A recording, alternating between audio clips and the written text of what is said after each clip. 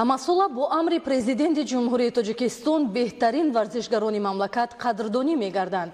Маросими қадрдонии беҳтарин варзишгарони Тоҷикистон дар соли 2019 имрӯз дар шаҳри Душанбе баргузор шуд. гузориши ҳамкоронамон.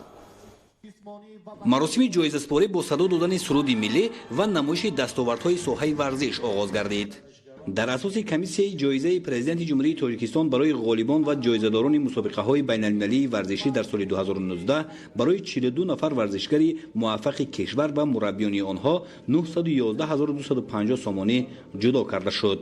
маблағи мазкур ҳамасола барои варзишгарони муваффақи кишвар аз ҳисоби фонди президенти ҷумҳурии Тоҷикистон барои ҳавасманд намудани варзишгарону мураббиёни онҳо тақдим карда мешавад. дар маросими ҷоизасупорӣ намояндагон аз дастгоҳи иҷроияи президенти ҷумҳурии Тоҷикистон ва вазорату кумитаҳои дахлдор иштирок намуда ҷоиза ва маблағҳои пулиро ба ғолибони мусобиқаҳои варзишии байналмилалӣ дар фазои тантанавӣ супориданд.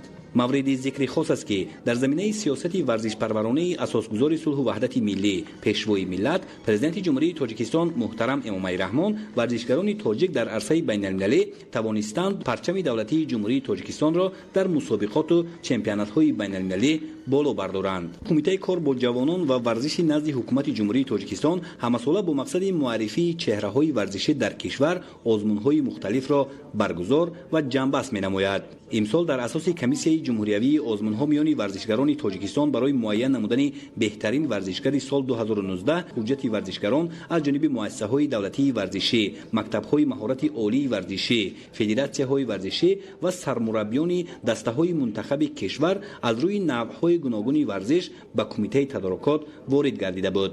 дар ҳамин замина ва дар арафаи ҷамъбасти соли 2019 бо дастоварду муваффақиятҳои навин дар самти рушди тарбияи ҷисмонӣ ва инкишофи варзиш озмунҳои гуногуни ҷумҳуриявӣ миёни кормандони соҳаи тарбияи ҷисмонӣ ва варзиш ҷамъбаст карда шуд.